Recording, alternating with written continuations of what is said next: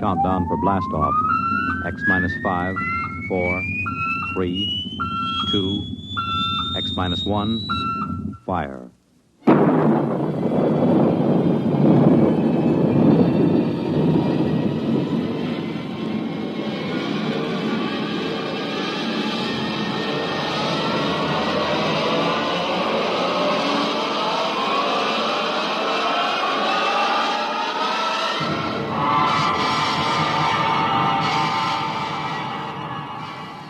From the far horizons of the unknown come transcribed tales of new dimensions in time and space.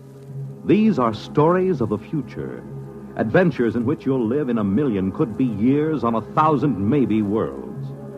The National Broadcasting Company, in cooperation with Galaxy Science Fiction Magazine, presents X minus 1.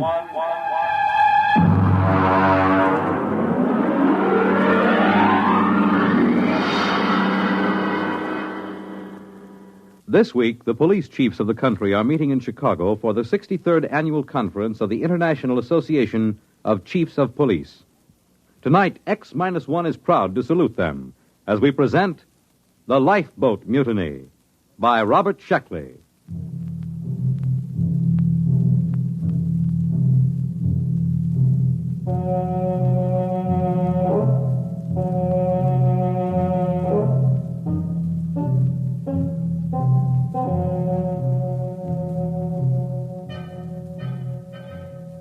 Of course, we should have known better. In a way, we were asking for it, but frankly, we were short of credits, and beggars can't be choosers. As a rule, I don't like second-hand equipment, not if I have to trust my life to it. But Joe, the interstellar junk man, can be pretty persuasive. He has an air of confidence when he walks down between the rows of antique jalopies on his lot and pats an airlock door lovingly or kicks at the ground gyros to show how firm they are. Joe exudes faith the way trees drip sap in the spring. And if you get too close, a little rubs off on you. Yeah, you see, solid as a rock. Look at that plating. I'm telling you, this boat is a real buy. She looks pretty old. Sure, she's old. Now, don't give us that story about it belonging to a little old lady who used it to flit to church on Sundays. Now, look, boys, I'm not trying to unload something on you. I don't stand to make a nickel on this, but tell me the truth. Did you ever hear sweeter engines? And look at those servos. Pretty old. And that hull. I bet it's 500 years old and not a spot of corrosion on it. I'm telling you, you're lucky. It's a coincidence, you two fellas coming in. You need a lifeboat. And sitting right here waiting for you, like you was made for each other, is this baby. Well, she certainly does seem rather nice. What do you think about it, Dick? It does look pretty good. It's about what we need for the ocean survey work on Trident. But you know Joe. They just don't build them this way anymore. Look at that propulsion unit. You couldn't dent it with a trip hammer. And note the capacity of the cooling system. It looks good, but some of these old machines, I just want to make absolutely sure it's safe. Safe? Safe. He asked me if it's safe. Is it? Now, step inside. Go ahead. Step inside. All right. Push that button. Right there on the instrument panel. This one? Yeah. I am Lifeboat 324A. Hey, the darn thing talks. Yeah, and in English, too. It's equipped with a universal translator. It's completely automatic. I told you they just don't build them this way anymore. Go ahead. Push the button again. I am Lifeboat 324A. My primary purpose is to preserve those within me from peril and to maintain them in good health. At present, I am only partially activated. Could anything be safer? This is no senseless hunk of metal. This boat will look after you. This boat cares. I don't know. The idea of an emotional machine always gets me. I can't even stand those robot maitre d's. They keep slobbering over you every time you go into a restaurant with their tubes just pouring kindness and consideration. You're a reactionary. We'll take it. You won't be sorry. Boys, you just bought yourselves a lifeboat.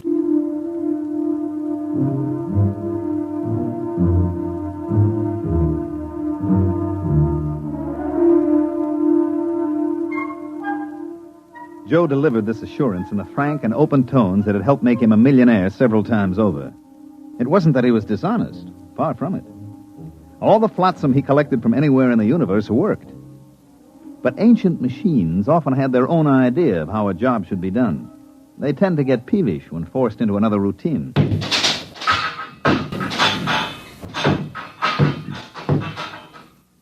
Al, there she goes, Lifeboat 324A. I got her down in the afterhold. I think she's in perfect condition.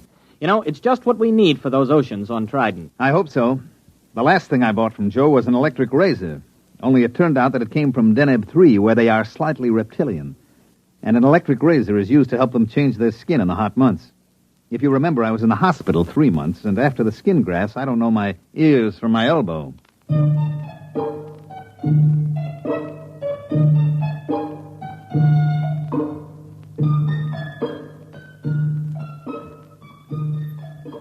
This job we were on was to survey the planet Trident for a real estate speculator who bought it for subdivision. Trident was about the size of Mars, but with a far better climate. There was no native indigenous population, no poisonous plants, and no germ-borne diseases. As a matter of fact, apart from one small island and one small polar ice cap, the entire planet was covered with water. There was no real shortage of land. You could wade across some of Trident's several seas. Our firm had been hired to survey and plan a little mountain raising because the sector council frowned on selling building lots under 4 feet of water. We landed on Trident and launched the lifeboat. Okay, I got the sandwiches in the water. Ready to cast off? Aye, sir. All mooring lines are on board. All right, let's crank this swan boat up and get going. Well, push that button. Aye, aye. I am Lifeboat 324A. My primary purpose is to preserve those within me from peril and to maintain them in good health. At present, I am only partially activated. For full activity, press button 2. Oh, there it is, right next to the first one.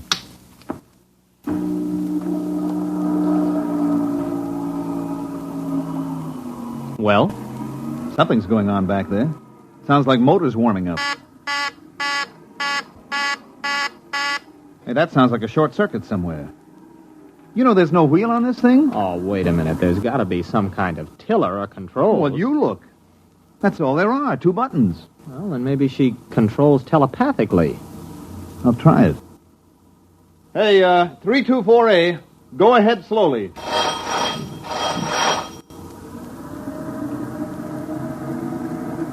Ah, there she goes. That's it. Starboard a little. Wait a minute. I still don't like the sound of that. I bet there's a short somewhere.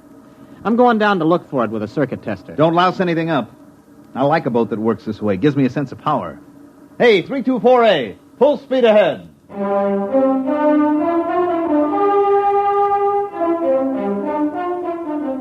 Arnold disappeared into the bilge with a circuit tester, and I handled the survey. Actually, our machines did all the work, tracing the major faults in the ocean bottom, locating the most promising volcanoes. And when the survey was complete, the next stage would be turned over to the subcontractor. He would wire the volcanoes, seed the faults, and touch the whole thing off. After that, there'd be enough dry land on Trident for anybody. Now, by mid-afternoon, I figured we could knock off for a while. We ate our sandwiches, took a drink of water from the canteen, and then had ourselves a swim in Trident's clear, green water.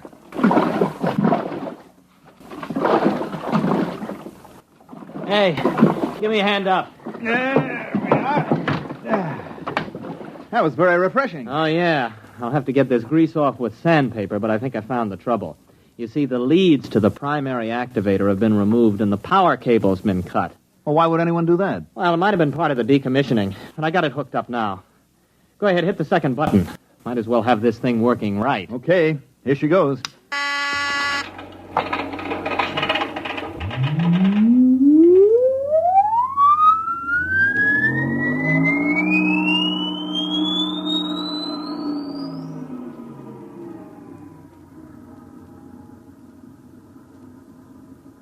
I am Lifeboat 324A. I am now fully activated and able to protect my occupants from danger. Have faith in me. My action response tapes, both psychological and physical, have been prepared by the best scientific minds in all drones. Ah, that's more like it, huh? Gives you a feeling of confidence, doesn't it? I suppose so. But where is Drome? Gentlemen, try to think of me not as an unfeeling mechanism, but as your friend and comrade in arms. I understand how you feel. You have seen your ship go down, cruelly riddled by the implacable Hagen. What ship? What's it talking about?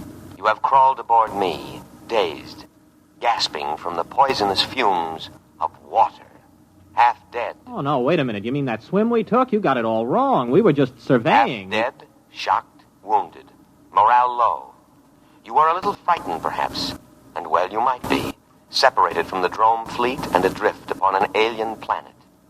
A little fear is nothing to be ashamed of, gentlemen. But this is war, and war is a cruel business, and we have no alternative but to drive the barbaric Hagen across space. There must be a reasonable explanation for all this. Probably an old television script got mixed up in its response bank. We better give it a complete overhaul. We can't listen to that stuff all day. Well, we're about a quarter of a mile from the island. I'll tell you what. I'll take it down and clean the goo out of the contacts when we get there. Hey, what's going on? We're stopping. Hey, lifeboat. Quiet, calm, trust in me. I am scanning the island. What's he talking about, scanning the... Better humor it. Lifeboat, that island's okay. We checked it personally. Perhaps you did, but in modern lightning-quick warfare, drone senses cannot be trusted. They are too limited, too prone to interpret what they wish. Electronic senses, on the other hand, are emotionless, eternally vigilant, and infallible within their limits. But there isn't anything there. I perceive a foreign spaceship on the island. Oh, that's our ship. It has no drone markings. Well, it hasn't any enemy markings either. I painted it myself. In war, we must assume that what is not ours is the enemy's. Oh. I understand your desire to set foot on land again, but I take into account factors that a drone motivated by his emotions would overlook. Consider the apparent emptiness of the strategic bit of land, the unmarked spaceship put temptingly out for bait, the fact that our fleet is no longer in this vicinity. All right, that's enough. Now, I'm tired of arguing with you. Go directly to that island. That's an order. I cannot obey that order. You are unbalanced from your harrowing escape from death. All right. Enough of this nonsense. I'm just going to take that cutoff switch and... Come to your senses, gentlemen. Only the decommissioning officer is empowered to turn me off. For your own safety, I must warn you not to touch any of my controls. You are mentally unbalanced. Later, when our position is safer, I will administer to you. Now, my full energies must be devoted towards detection and escape from the enemy.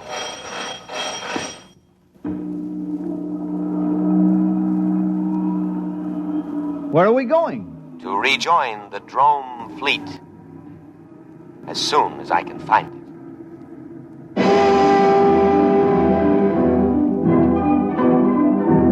We sailed over the empty seas of Trident for the rest of the afternoon and far into the night. At about midnight, we sat in the cabin sharing our last sandwich. The lifeboat was still rushing madly over the waves, its every electronic sense alert, searching for a fleet that had existed 500 years ago upon an entirely different planet.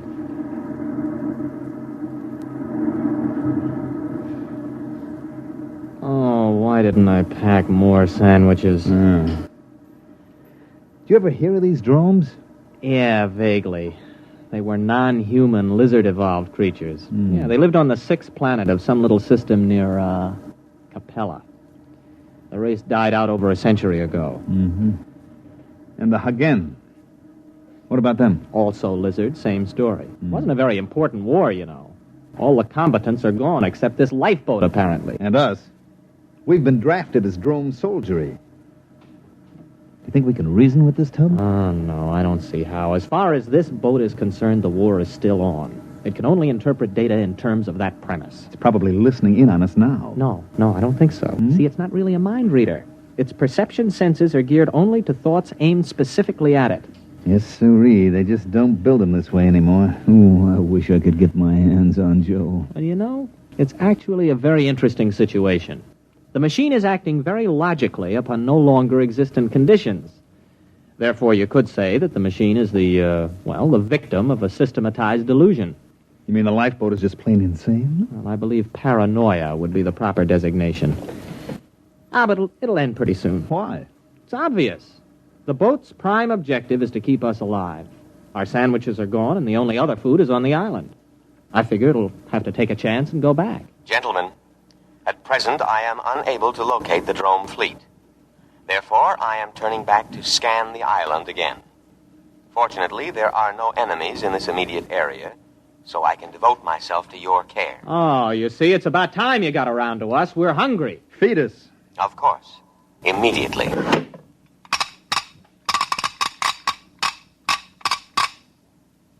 There you are. On the tray. What's that? That looks like clay. Oh, it smells like machine oil. Hey, what's it supposed to be? That is giesel. It's the staple diet of the drone people. I can prepare it in 16 different ways. Oh, try it. All right. It tastes like clay coated with machine oil. We can't eat that. Of course you can. An adult drone consumes 5.3 pounds of giesel a day and cries for more. Now listen, we are not drones. We are humans, an entirely different species. The war you think you're fighting ended 500 years ago. We can't eat giesel. Our food is on the island. Ah, yes.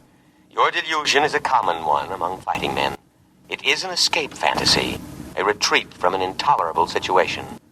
Gentlemen, I beg you, face reality. You face reality, or I'll have you dismantled bolt by bolt. Threats do not disturb me. I know what you've been through. Possibly you've suffered some brain damage from your exposure to poisonous water. Poisonous? To drones.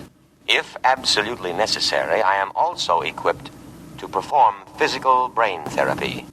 It is a drastic measure, but there can be no coddling in time of war. You see, you need not worry. All my scalpels are razor sharp and ready for immediate action. Oh, scalpels, huh? Well, we're feeling better already. It's a fine-looking batch of giesel, isn't it, Arnold? Oh, delicious. Nothing is too good for our boys in uniform. Do try a little. Oh, that's wonderful. Oh, that's delicious. Good.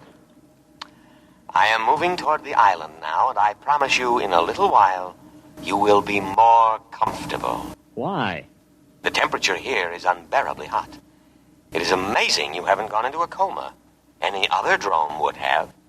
Soon I'll have it down to drone norm of 20 degrees below zero.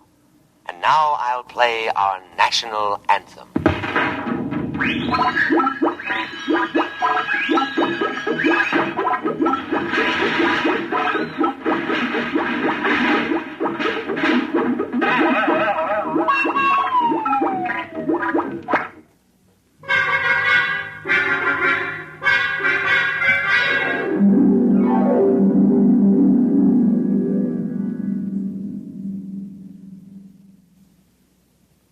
Arnold?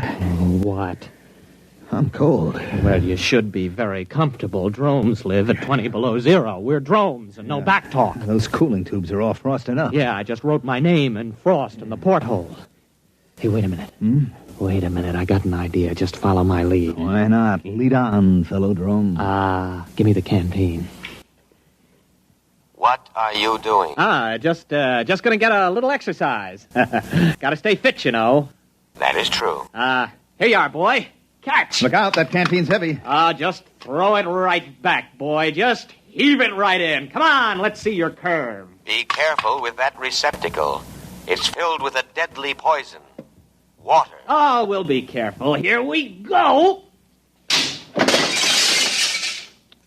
Bad shot, old man. Oh, how careless of me. I seem to have broken the cooling tubes. Cooling fluid all over the floor. I should have taken precaution against internal accidents. It won't happen again. But the situation is very serious. I cannot repair the cooling tube myself. I'm unable to properly cool the boat. Say that's tough. Now, if you'll just drop us on the island... That is impossible. My first duty is to preserve your lives, and you couldn't live long in the climate of this planet. But I'm going to take necessary precautions to ensure your safety. What are you going to do? There is no time to waste. I will scan the island once more. If our drone forces are not present, we will go to the one place on the planet that can sustain drone life. What place? The southern polar ice cap. The climate there is almost ideal. 30 degrees below zero. And of course, I must guard against any further internal accidents. So, I will lock you gentlemen in the cabin.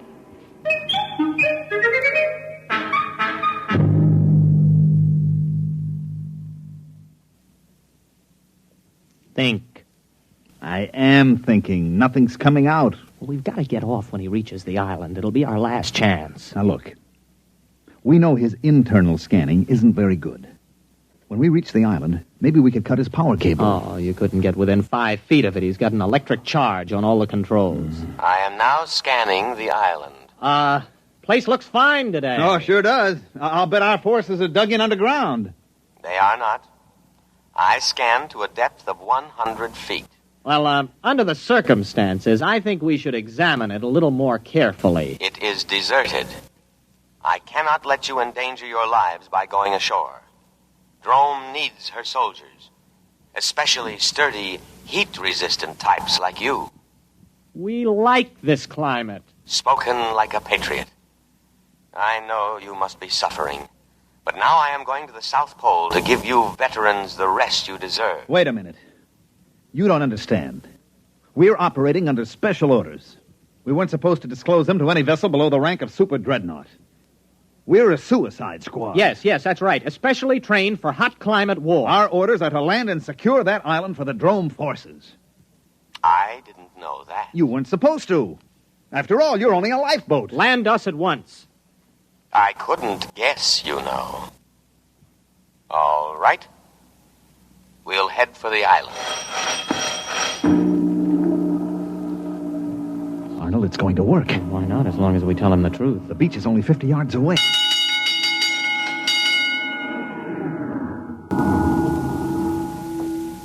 No. No, what? I cannot do it. What do you mean? This is war. Orders. I know, but I cannot obey. A different type of vessel should have been chosen for this mission, but not a lifeboat. You must think of our country. Think of the barbaric Hagen. It is electronically impossible for me to carry out your orders. My prime directive is to protect my occupants from harm. That order is stamped on my every tape, giving priority above all others. I cannot let you go to your certain death. You'll be court-martialed for this. I'll have you broken down to a dinghy. I regret to say I must operate within my limitations. I must take you to the safety of the South Pole. Listen, you crazy tin can. Let me at those controls. Please, do not attempt any more destruction. I know how you feel. Wait a minute, Arnold, old friend. Since we cannot accomplish our mission, we cannot ever again face our comrades. Death before dishonor. Hand me the canteen. No, don't. That's water. It is a deadly poison. Don't. Too late. Arnold, it's your turn. We, who are about to die, salute you. We die for glorious Drome. That goes for me, too. Speak to me. Speak to me. Lie still, you idiot. There is no known antidote. If only I could contact the hospital ship. Speak to me. Are you still alive? Answer me. Here. Here. Perhaps if you eat some geisel. Dead. Dead. Dead. I will now read the burial service. great spirit of the universe, take into your custody the souls of these your servants. Although they died by their own hand, still it was in the service of their country, fighting for home and hearth.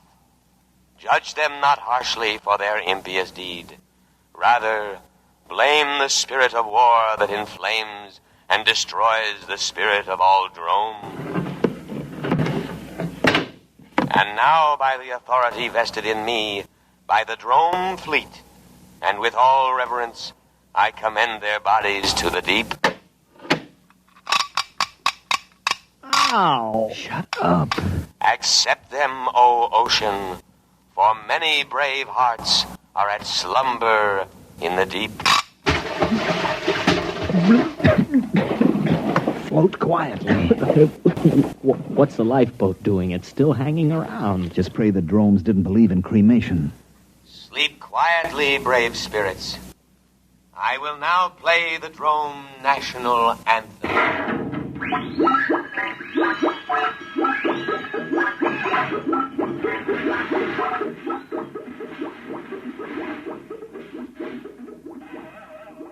Well, there she goes. Where? To the South Pole. To wait for the drone fleet.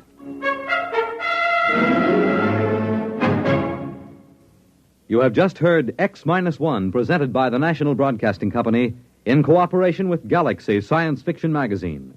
Tonight, by transcription, X-1 has brought you The Lifeboat Mutiny, a story from the pages of Galaxy written by Robert Sheckley and adapted for radio by Ernest Kenoy. Featured in the cast were Leon Janney, Mandel Kramer, William Redfield, and John McGovern. Your announcer, Fred Collins. X-1 was directed by Daniel Sutter and is an NBC Radio Network production.